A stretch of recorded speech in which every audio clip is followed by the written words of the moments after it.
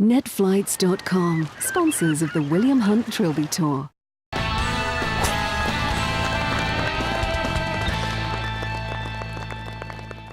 Welcome back to Bearwood Lakes for the conclusion of this four-man, three-hole winner-takes-all Trilby Tour Championship playoff for the Berkshire and Southern Central England title. Second shots on playoff hole 1, and Wellingboro's Michael Christie had a clear sight of the target. It was a good contact from Michael and a fine shot, coming back off the slope to set up a birdie chance.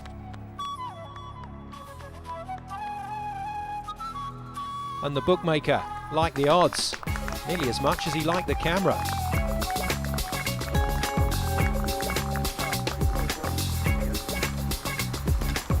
Also in the wispy stuff was Aldenham Golf Club's James Paul. He didn't quite get hold of his second shot, and that left more work to be done from a player maybe not as keen as Christie on his brush with Trilby Tour fame. Nobody ever said the playoff was easy though. The third player to hit his second and the furthest left off the tee was Mike Rubber, who needed to conjure up some Maidenhead magic with this one, and he did just that. A tough shot from the back of the green still left, but the four handicapper was certainly in the hunt for par, and right in the moment, oblivious to the TV cameras. That's a brilliant shot, Michael. Down on the fairway after a superb tee shot was Guy Dawson, pretty fearless according to his pre-playoff comments, but maybe just a touch bold with this one. A lovely calm swing under the pressure, but he didn't get the bite he needed to get back to the flag. Advantage swung to Michael Christie. Guy Dawson, though, still looking, well, fearless. And so to the short game, where week in, week out, it's just like the pros. This is where the championship titles have been won and lost. James Paul opting to chip and paying the price for not backing himself on the shot. Mike Rubber continued his escape attempt with great skill. Deft work from the back of these slick greens.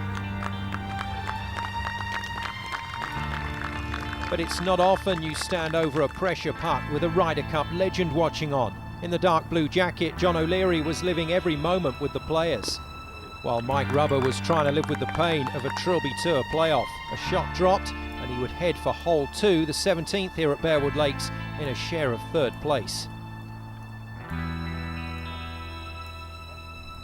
Guy Dawson had a similar test from the back of the green. He got the length spot on, but it was the line that left him with that tricky one for par.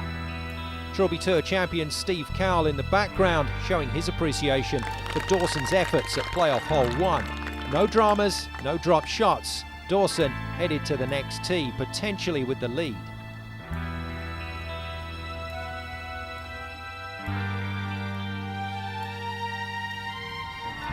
James needed this one to drop, but as with the previous shots, he just didn't hit it, and the 7 handicapper wasn't managing to produce his great form from earlier in the day.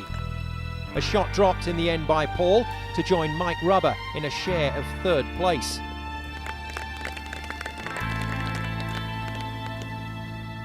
But he was certainly working on getting himself fired up for hole 2 with a good look at one of his playoff targets.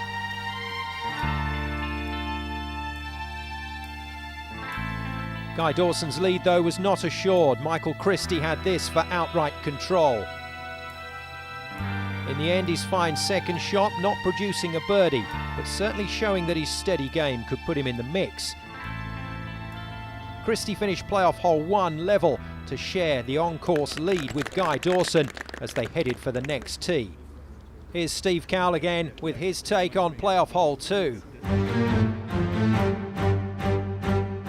17, yeah, a little more tricky. When you look at it from the tee, all you can see is sand and trees, so a bit daunting. But flags cut tight left, and left is a definite no-no, so you don't want to go left off the tee. It leaves you with some sort of wispy rough, but so it's not really a problem, but you're not going to have much control to that tight flag. So I'd expect the guys to be hitting either a 3-wood, sort of just fading off the bunker and leave themselves sort of 70 yards in to a very accessible flag from that side, or they might even have a pop for it if they fancy it.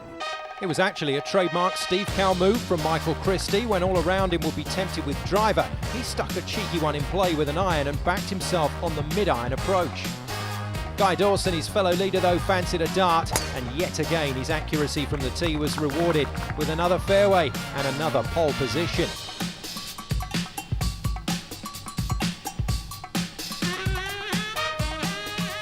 James Paul decided it was do or die in his chase for the title, and out came the big dog.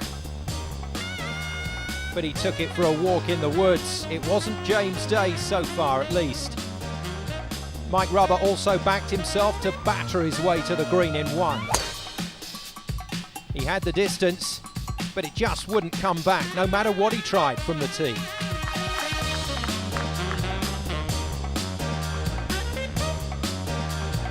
Michael Christie's second shot had to be bang on the money.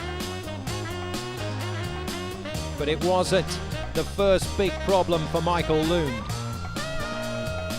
The golfing gods decided to smile on James Paul. He found his ball and he had a shot at the pin, and boy did he grab his chance with both hands. With no hope of control from that lie, he produced his Sunday best to stay in the game and in the Trilby Tour limelight.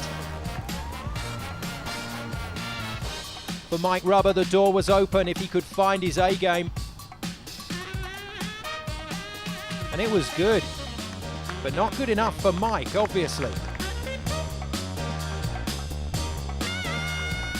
And so, with all about him faltering, could Guy Dawson now keep his legendary cool? A simple flick and near perfection.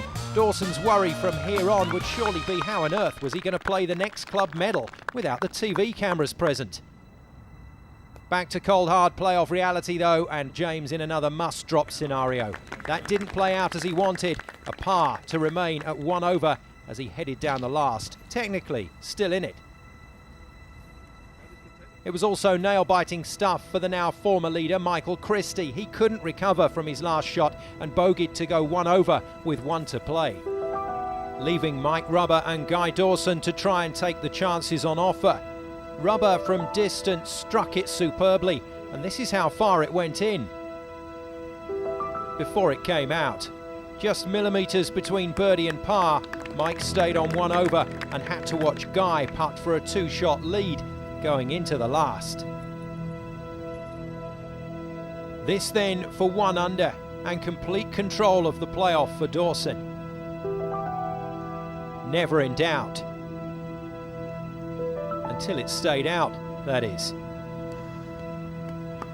Well, the lead was still guaranteed if he could knock that one in, which he did with some confidence, but maybe this televised playoff situation wasn't quite as easy as he first thought.